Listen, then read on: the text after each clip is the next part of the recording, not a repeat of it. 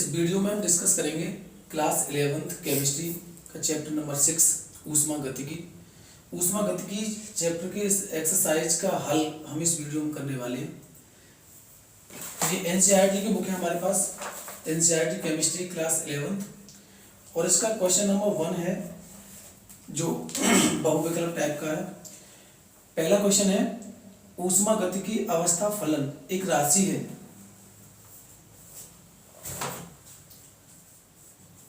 ऊष्मागतिकी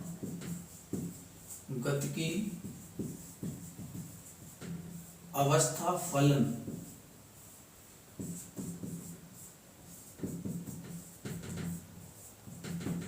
एक राशि है।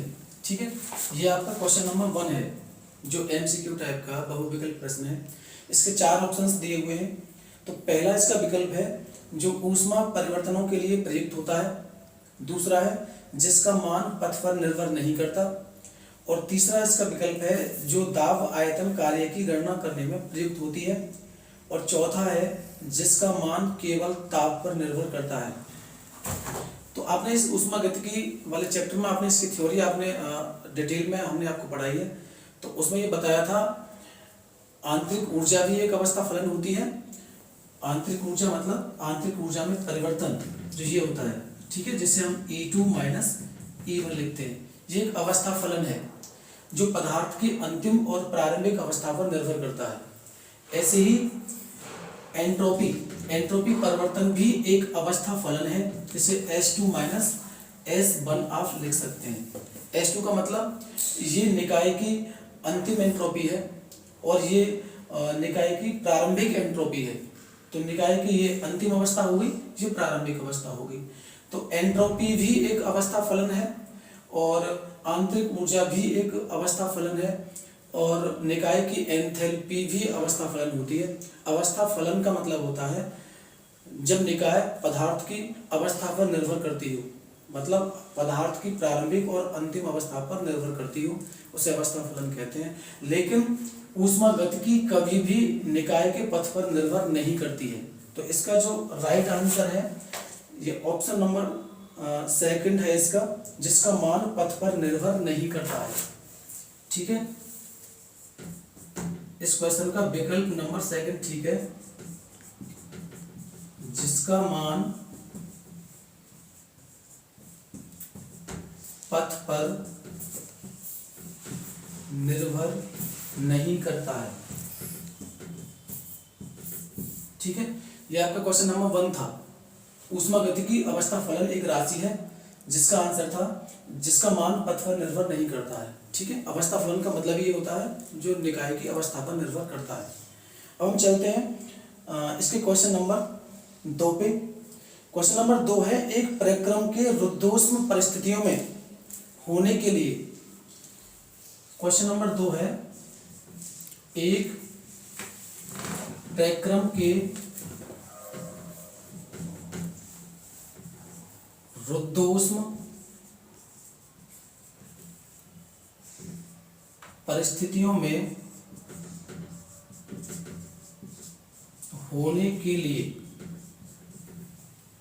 ठीक है, एक प्रक्रम के रुद्धोष्म परिस्थितियों में होने के लिए मतलब क्या आवश्यक है। तो इसके ऑप्शन दे रखे हैं। इसका पहला विकल्प है del T is equal to 0, और सेकंड विकल्प है इसका डेल P इक्वल टू 0, और थर्ड इसका ऑप्शन है Q इज इक्वल टू 0, और इसका फोर्थ ऑप्शन है W इज इक्वल टू 0। ठीक है, तो रुद्धोष्म परिक्रम का मतलब होता है निकाय से अगर ऊष्मा का आदान प्रदान नहीं होता है, अगर निकाय से ऊष्मा का आदान प्रदान नहीं हो रहा है तो उसे हम रुद्धोष्म परिक्रम बोलते हैं। ठीक है, तो यहाँ तो ये ताप में परिवर्तन है, तो इसका आंसर ये तो हो नहीं सकता। ये दाब में परिवर्तन है, इसका आंसर ये भी नहीं हो सकता। ये इसका कार्य है जो 0 है, ये भी इसका आंसर नहीं हो सकता, क्योंकि रुद्धोष्म का मतलब सीधा ऊष्मा से है। अगर ऊष्मा में परिवर्तन नहीं होगा तो उसे हम रुद्धोष्म परिक्रम बोलेंगे। तो ऐसी स्थिति में Q बराबर 0 इसका करेक्ट आंसर होगा। ठीक है, Q इसे हम ऊष्मा कहते हैं, तो ऊष्मा का आदान प्रदान ना होने का मतलब है Q बराबर 0। ठीक है, तो तो इसका क्वेश्चन नंबर 2 का जो आंसर है करेक्ट वो ऑप्शन नंबर 3 है। रुद्धोष्म परिस्थितियों में होने के लिए Q बराबर 0 इसका सही आंसर होगा। ठीक है, इसके बाद हम चलते हैं इसके क्वेश्चन नंबर 3 पे। सभी तत्वों की एंथैल्पी उनकी संदर्भ अवस्था में होती है। ठीक है, एक बार मैं इसको साफ कर देता हूं।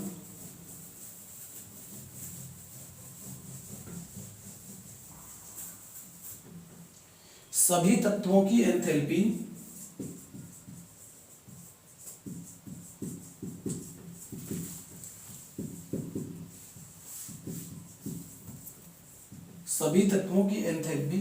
उनकी संदर्भ अवस्था में होती है।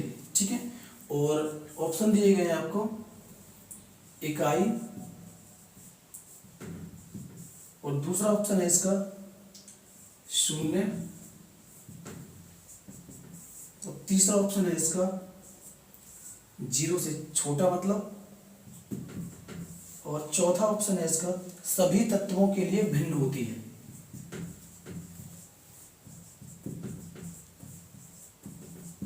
ठीक है, ये इसके 4 ऑप्शन है।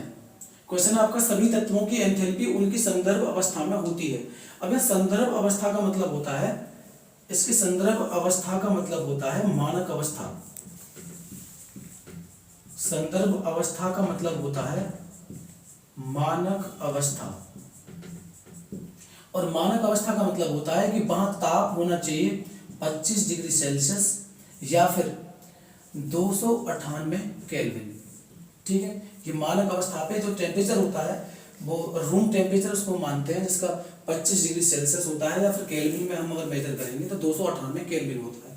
और दाब की बात करें तो यहाँ एक वायुमंडलीय दाब होता है, ये इसकी मानक अवस्था होती है। जहाँ मानक अवस्था, ये ऐसा वर्ड आ जाए समझ जाओ अपने आप कि वहाँ 25 डिग्री सेल्सियस ताप की बात कर रहा है और वो दाब एक वायुमंडलीय दाब की बात कर रहा है। ठीक है, तो मानक अवस्था के लिए ही संदर्भ अवस्था कहते हैं। तो मानक अवस्था पर सभी तत्वों की एंथैल्पी कैसी होती है, ये आपके पास 4 विकल्प हैं। इकाई होगी, शून्य होगी, या फिर 0 से कम होगी। 0 से कम का मतलब नेगेटिव में, मतलब ऋणात्मक मान होगा उसका। और इसका चौथा ऑप्शन है सभी तत्वों के लिए भिन्न होगी। तो यहाँ देखने वाली बात यह है, मानक अवस्था का मतलब होता है कि टेम्परेचर और प्रेशर बिल्कुल फिक्स हैं, ताप और दाब की शर्त बिल्कुल स्थिर है, ना तो इससे ज्यादा होगा टेम्परेचर ना इससे अधिक होगा, दाब ना तो इससे कम होगा ना इससे अधिक होगा, मतलब कोई चेंजिंग नहीं होने वाली है, स्थिर अवस्था है। जब स्थिर अवस्था है तो स्थिर अवस्था में सभी तत्वों की एंथैल्पी शून्य होती है। ठीक है, ना वहां इकाई होगी, ना 0 से कम होगा, ना वो भिन्न होगी। तो ये याद रखें आप, मानक अवस्था या संदर्भ अवस्था में सभी तत्वों की जो एंथैल्पी होती है वो शून्य होती है। ठीक है, तो ये क्वेश्चन नंबर 3 का आंसर था शून्य। इसके बाद चलते हैं क्वेश्चन नंबर 4 पे।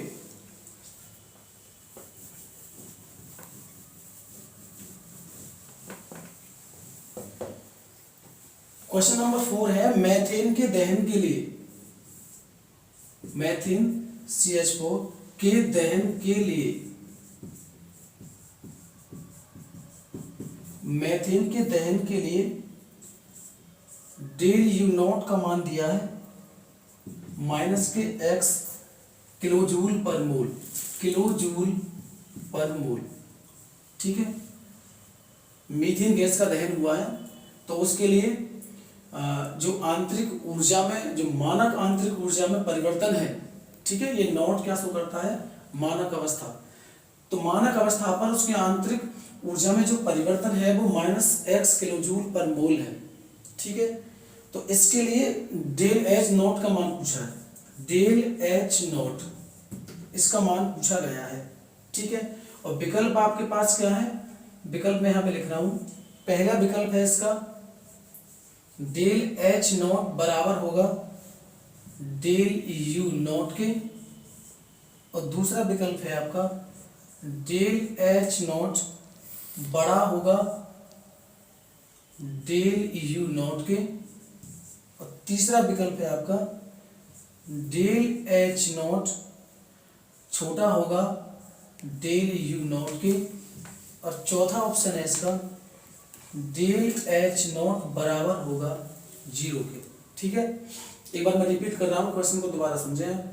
क्वेश्चन नंबर 4 कह रहा है मीथेन के दहन के लिए, मतलब मीथेन का दहन हुआ है, तो मीथेन के दहन की केमिकल रिएक्शन आप जानते हैं, CH4 वायु की उपस्थिति में इसका दहन होता है।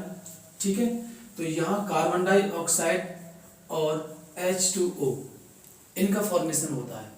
ठीक है, जहाँ CH4 आपका गैसियस फॉर्म में है, ऑक्सीजन ये भी आपकी गैसीय फॉर्म में है, CO2 ये भी आपकी गैसीय अवस्था में है, और H2O ये लिक्विड स्टेट में है।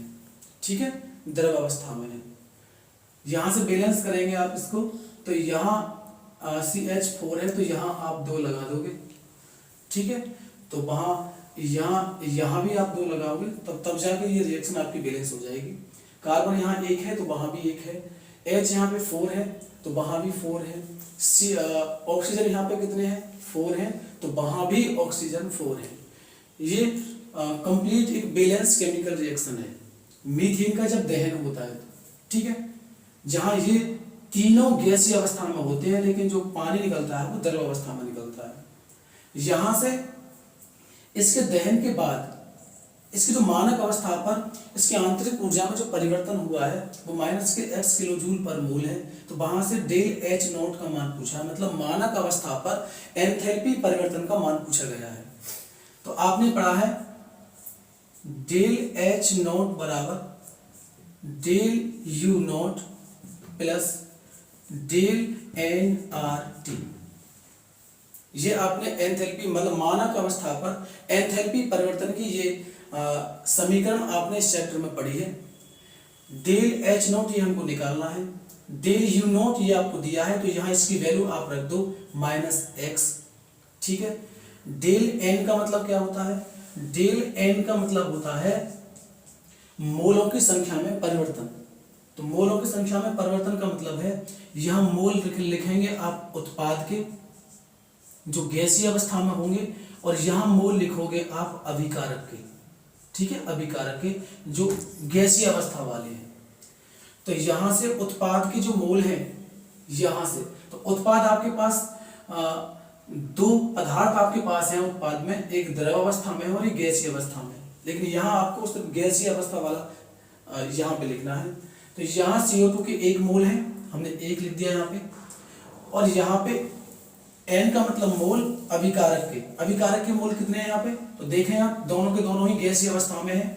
2 मोल यहाँ पे ऑक्सीजन के हैं और 1 मोल CH4 का है, तो 2 और 1 3 मोल यहाँ पे आपके अभिकारक के हैं। कुल अभिकारक के 3 मोल हैं। ठीक है, जो गैसीय अवस्था में है, तो 1 में से 3 जाएगा तो यहाँ -2 आएगा, -2 ये डेल एन की वैल्यू निकल के आई है, -2 यहाँ पे रखोगे तो ये -2 आ गया, यहाँ आ गया RT। ठीक है, जब आप R और T इन दोनों के मान रखोगे तो ये जो वैल्यू है आपकी डेल एच नॉट से छोटी आएगी। ठीक है, माइनस में जब आप R और T इनके मान रखोगे तो माइनस में ये जो वैल्यू है डेल एच नॉट से कैसी आएगी, छोटी आएगी। तो यहां से ये प्रूव होता है डेल एच नॉट का मान छोटा है किससे, डेल यू नॉट से। ठीक है, तो इसका आंसर कौन सा हो जाएगा, ये वाला। ठीक है, डेल एच नॉट का मान छोटा होगा डेल यू नॉट से। ठीक है, कि डेल यू नॉट का मान ये है x किलो जूल पर मोल।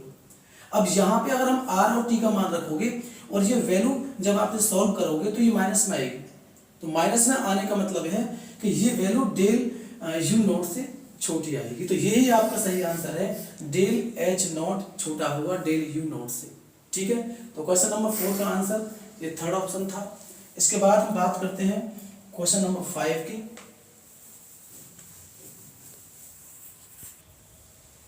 तो ये क्वेश्चन नंबर 5 है।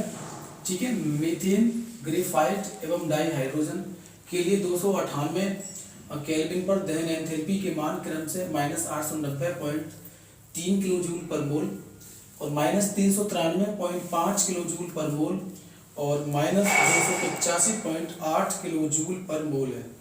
तो CH4 की बर्चन एंथैल्पी क्या होगी, ठीक है, CH4 की विचलन एंथैल्पी पूछी गई और इन तीनों की दहन एंथैल्पी दी हुई है।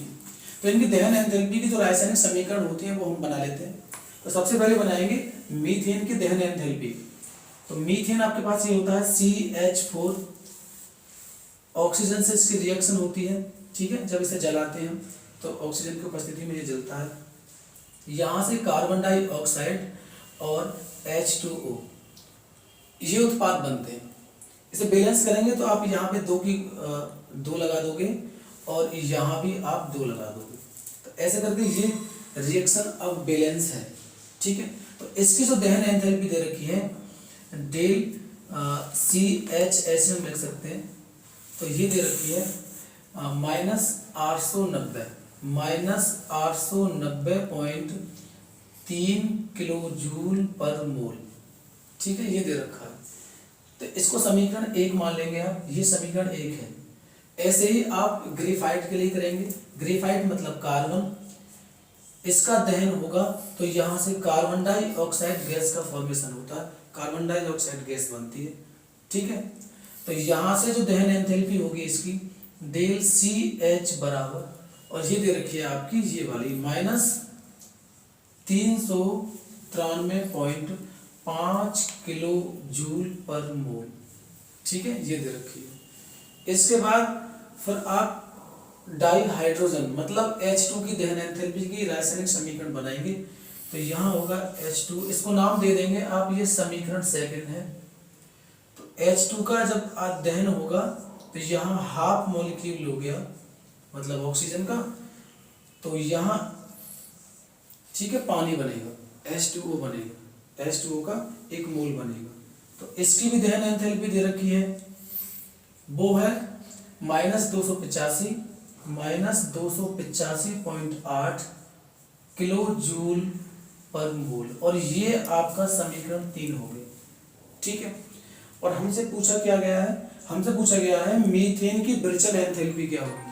तो मीथेन का विरचन करवा रहा है, तो मीथेन का विरचन आप कैसे कर सकते हैं। देखो मीथेन में अगर आप हाइड्रोजन मिला दो, ठीक है, और हाइड्रोजन के भी 2 मोल आप अगर लो तो यहाँ से मीथेन का फॉर्मेशन होता है, ठीक है, CH4 बनेगा, मीथेन गैस यहाँ से बनेगी। कब, जब कार्बन का आप अपचयन करते हो, ठीक है, यहाँ 2 मोल लोगे आप हाइड्रोजन के तो मीथेन गैस बन जाएगी। तो मीथेन का विरचन हुआ है मतलब निर्माण हुआ है, विरचन का मतलब निर्माण हुआ है। तो मीथेन के निर्माण में, मीथेन के 1 मोल के निर्माण में उसकी जो विरचन एंथैल्पी है यहाँ क्या आएगा FH, F का मतलब ये फॉर्मेशन होता है, इसे निर्माण बोलते हैं, ये निकाला गया है, ठीक है। इसे H को मैं सही से बना देता हूँ, ये H है, ये आपको ज्ञात करना है। ये चीजें आपको दी हैं जिन्हें हम रासायनिक समीकरण के रूप में हमने ऐसे लिख दिया है, और आपको ये निकालना है, मतलब इन तीनों समीकरणों को हल करके तुम्हें ये लेके आना है, ठीक है, ये समीकरण लेके आनी है। तो एक काम करते हैं हमको यहाँ पे 2H2 चाहिए। अगर हम इस वाले समीकरण में 2 की गुणा कर दें, इस वाले समीकरण में अगर हम 2 की गुणा कर दें तो हमको 2H2 मिल जाएगा, ठीक है। तो समीकरण 3 में हम 2 की गुणा करते हैं, यहाँ लिखेंगे आप समीकरण 3 में 2 की गुणा करनी है। तो 2 की गुणा करने के बाद फिर क्या निकल के आएगा, यहाँ निकल के आएगा 2H2, ठीक है, यहाँ 2 की गुणा करेंगे 2H2, और 2 की गुणा जब यहाँ करोगे आप तो आप जानते हो कि ये हाफ में अगर 2 की मल्टीप्लाई करेंगे तो ये कट के कितना आएगा, 1 आ जाएगा। तो यहाँ से केवल O2 बचेगा, ठीक है, यहाँ 2H2O हो जाएगा। अब यहाँ से जो इसकी दहन एंथैल्पी थी ये भी चेंज होगी, क्योंकि 2 की गुणा अगर हम कर रहे हैं तो कंप्लीट यहाँ तक इसमें 2 की गुणा आपको करनी है। तो 2 की गुणा अगर इसमें आप करोगे तो ये कितना आ जाएगा, ये 2 8 16 होते हैं, 2 5 10 और 1 11, 2 8 16 और 1 17, 2 दूनी 4 और 1 5 माइनस का, ठीक है, किलो जूल पर मोल। इसको नाम दे दो, ये समीकरण 4 है, ठीक है। 2 की गुणा हमने इसमें की है, क्यों की है ये भी पता है, क्योंकि हमें ये वाली समीकरण लेके आनी है। यहाँ हमें H2 चाहिए, लेकिन 2 H2 चाहिए, H2 के 2 मोल चाहिए, इसलिए हमने यहाँ पे 2 की गुणा की है। ठीक है, तो ये समीकरण हमको मिल जाएगी और 2 की गुणा कंप्लीट पूरी रिएक्शन में होगी यहाँ भी। ठीक है, इसकी एंथैल्पी में भी, दहन एंथैल्पी में भी गुणा हम करेंगे, तो ये इतना आ जाएगा। इसके बाद अब हमें कार्बन लेके आना है। ठीक है, 2H2 तो हमारे पास आ गया, अब हमको कार्बन लेके आना है, तो कार्बन तो पहले से वो है ही। ठीक, ये वाला कार्बन लेके आना है, तो इस समीकरण 2 में तो कार्बन पहले से ही है, तो इसको हम ऐसे के ऐसे लिख देंगे। ठीक है, C+O2 और यहाँ बन जाएगा CO2 और डेल CH बराबर माइनस के 393.5 किलो जूल पर मोल। ठीक है, ये इतना आ गया। इसके बाद कार्बन और हाइड्रोजन तो हमारे पास ये इस साइड से आ जाएंगे, यहाँ से आ जाएगा कार्बन और यहाँ से आ जाएगा 2H2, हमें CH4 और चाहिए। तो CH4 के लिए क्या करेंगे आप कि ये समीकरण देखें आप, ये वाली जो समीकरण थी जिसको हमने समीकरण फर्स्ट माना था, इसमें CH4 इस साइड में है, अगर ये इस CH4 को हम इस साइड में कर दें तो हमारी ये वाली रिएक्शन मिल जाएगी फिर आसानी से। तो ये काम करते हैं समीकरण फर्स्ट का व्युत्क्रम करने पर। ठीक है, इसका व्युत्क्रम करेंगे, इसको पलट देंगे हम ऐसे करके। तो यहाँ लिखोगे आप समीकरण फर्स्ट है वो, समीकरण फर्स्ट का व्युत्क्रम करने पर, समीकरण फर्स्ट का व्युत्क्रम कर देंगे। व्युत्क्रम का मतलब जो उत्पाद हैं आपके वो अभिकारक साइड में लिख देंगे और जो अभिकारक हैं उन्हें उत्पाद साइड में लिख देंगे। तो इनको हमें यहाँ लिखना है, तो यहाँ लिखेंगे CO2 + 2H2O, यहाँ से ये CH4 और यहाँ 2O2। ठीक है, अब यहाँ इसकी एंथैल्पी क्या होगी, दहन एंथैल्पी देखें, यहाँ जब ये -890.3 किलो जूल पर मोल था, अब हमने इसका व्युत्क्रम किया है तो ये माइनस किस में हो जाएगा, प्लस में हो जाएगा। तो यहाँ लिखेंगे अब +890.3 किलो जूल पर मोल। ठीक है, अब इसको आप नाम देना चाहते हैं तो नाम भी दे सकते हैं। ये समीकरण आप इसको 5 मान लो और इसको 6 मान लो।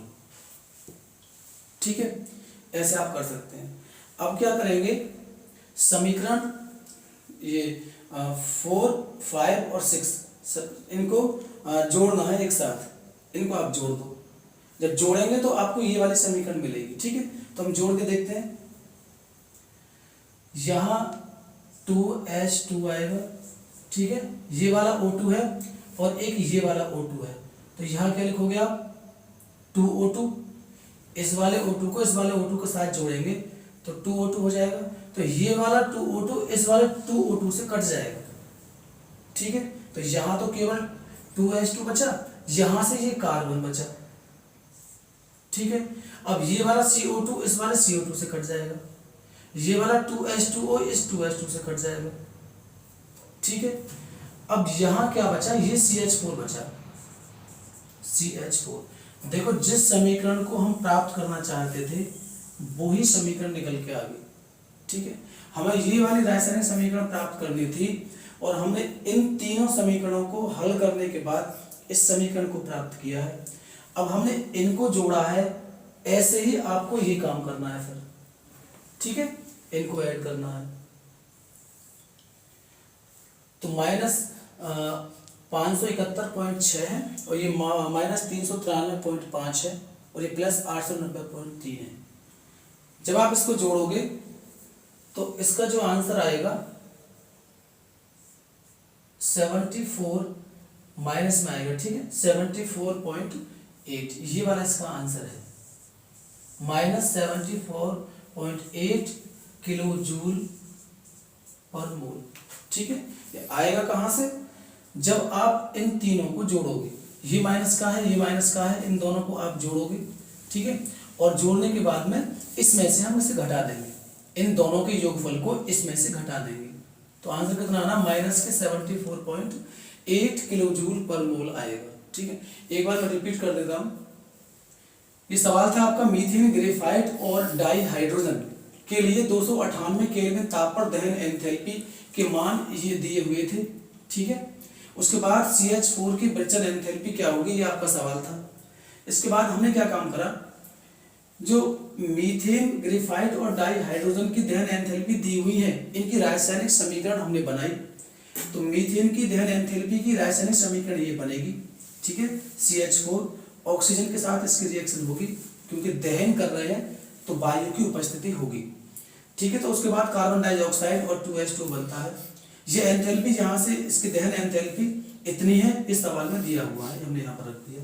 ऐसे ग्रेफाइट का आप दहन करोगे तो ये रासायनिक समीकरण बनेगी, उसकी दहन एंथैल्पी दी हुई है, हमने वहां से ये रख दी 393।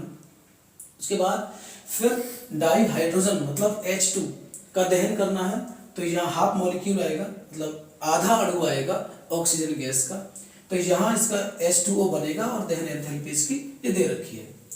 ये 3 समीकरण हमारे पास बने। इसके बाद हमने क्या काम करा, CH4 का विरचन की रासायनिक समीकरण हमने बनाई। CH4 का विरचन करना है तो ये रासायनिक समीकरण बनेगी, कार्बन का अपचयन होगा और अपचयन में हाइड्रोजन के 2 अणु लेंगे तो वहां CH4 बन जाएगा। तो ये समीकरण हमको प्राप्त करनी है, और ये प्राप्त करने में कितनी एंथैल्पी परिवर्तित होगी, मतलब विरचन एंथैल्पी जो होगी, ये बनाने में जो एंथैल्पी है उसको विरचन एंथैल्पी कहेंगे, कितनी निकल के आएगी। तो ये 3 समीकरण हमने सॉल्व करी है।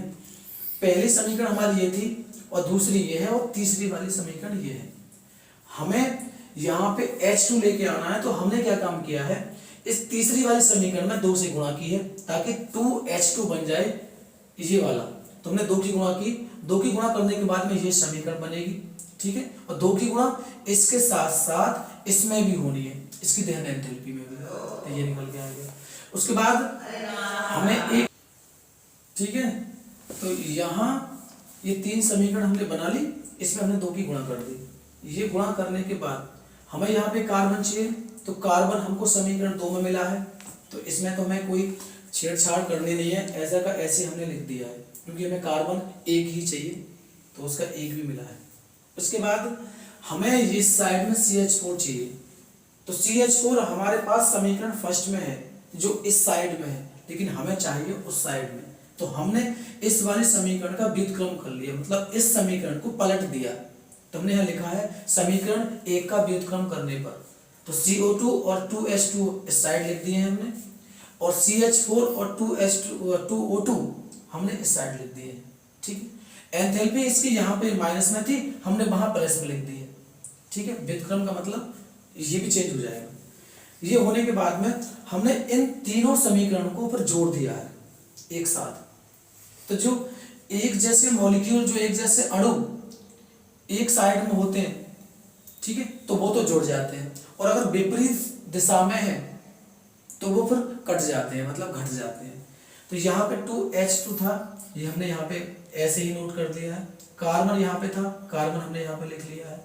O2 और O2 हमने जोड़ा, 2O2 हो गया, लेकिन इस साइड में, विपरीत साइड में 2O2 पहले से था, तो ये हमने काट दिए दोनों।